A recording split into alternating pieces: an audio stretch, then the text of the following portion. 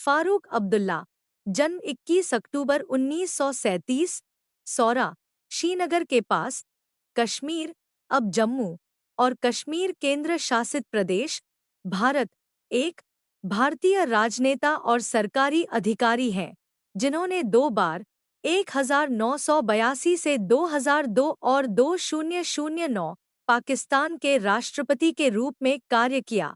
जम्मू और Kashmir national conference JKNC वह 3 मौकों पर उत्तर पश्चिमी भारत के जम्मू और कश्मीर राज्य के मुख्यमंत्री सरकार के मुखिया भी रहे। 1982 से 84, 1986 से 90 और 1996 से 2002। 2017 में उन्हें लोकसभा में श्रीनगर निर्वाचन क्षेत्र का प्रतिनिधित्व करने के लिए चुना गया था। एक लोकप्रिय नेता, फारूक ने अक्सर मांग की कि जम्मू और कश्मीर को राज्य में उग्रवाद की लंबे समय से चल रही समस्या को हल करने की दिशा में भारतीय संघ के भीतर अधिक स्वायत्तता दी जाए। फारूक अब्दुल्ला का जन्म भारतीय उपमहाद्वीप के कश्मीर क्षेत्र में एक प्रतिष्ठित राजनीतिक परिवार में हुआ था। उनके पिता शेख मोहम्मद अब्दुल्ला, जिन्हें कश्मीर का शेर कहा जाता है, ने जेकेएनसी की स्थापना की।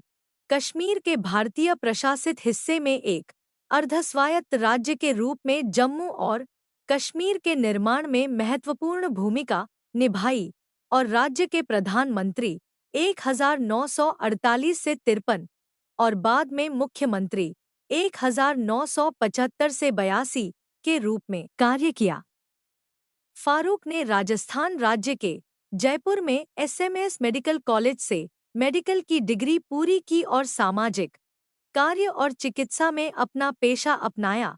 फारूक पहली बार राजनीति में तब शामिल हुए जब उन्होंने 1977 में अपने पिता को राज्य विधानसभा में फिर से निर्वाचित करवाने में मदद की। हालांकि उन्हें सरकारी पद का कोई सीधा अनुभव नहीं था, लेकिन 1980 में वे लोकसभा, भारतीय संसद का निचला सदन के लिए चुने गए। 2 साल बाद उन्होंने जम्मू और कश्मीर राज्य विधानसभा के लिए चुने जाने के बाद अपनी सीट से इस्तीफा दे दिया, जहां उन्हें अपने पिता के नेतृत्व वाली सरकार में स्वास्थ्य मंत्री नियुक्त किया गया था। सितंबर 1982 में शेख अब्दुल्ला की मृत्यु के बाद फारूक अपने पिता के बाद मुख्यमंत्री और जेकेएनसी के अध्यक्ष बने। फारूक ने 1983 के राज्य विधानसभा चुनावों में जेकेएनसी का नेतृत्व किया, जिसमें पार्टी ने सदन की कुल 76 सीटों में से 46 सीटें जीतीं और वे मुख्यमंत्री बने रहे।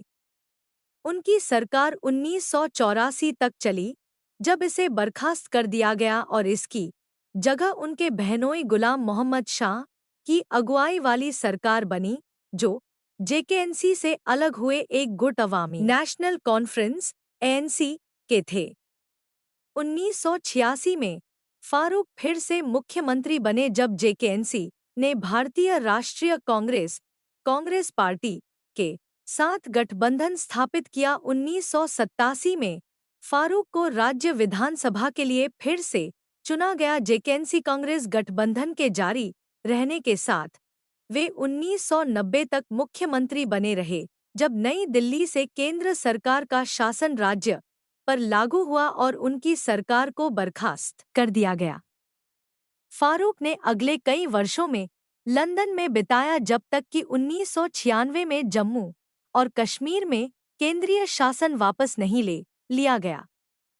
उस वर्ष हुए राज्य विधानसभा चुनावों में जेकेएनसी ने सीटों का एक मजबूत बहुमत हासिल किया और फारूक, जिन्होंने अपने निर्वाचन क्षेत्र में जीत हासिल की, तीसरी बार मुख्यमंत्री बने। हालांकि राज्य के मतदाता फारूक के शासन से लगातार नाखुश होते गए और 2002 के विधानसभा चुनावों में, जिसमें उन्होंने अपनी विधानसभा सीट के लिए चुनाव नहीं लड़ा, जेकेएनसी बुरी तरह हार गई। इसके अलावा 2002 में फारूक ने जेकेएनसी की अध्यक्षता अपने बेटे उमर अब्दुल्ला को सौंप दी और उसी साल के आखिर में फारूक ने राज्यसभा भारतीय संसद का ऊपरी सदन के लिए चुनाव जीता। उन्होंने 2008 के आखिर तक वहां काम किया, जब उन्होंने फिर से राज्य विधानसभा की सीट के लिए चुनाव लड़ा और जीत हासिल की। वर्ष 2009 फारूक के लिए घटनापूर्ण रहा। जनवरी में नए सिरे से जेकेएनसी कांग्रेस गठबंधन को अंतिम रूप देने के साथ उनके बेटे उमर जम्मू और कश्मीर के मुख्यमंत्री बने।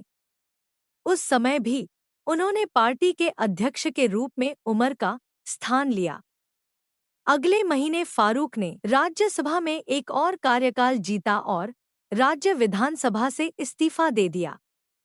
मई के चुनावों में उन्होंने चुनाव लड़ा और लोकसभा में एक सीट जीती।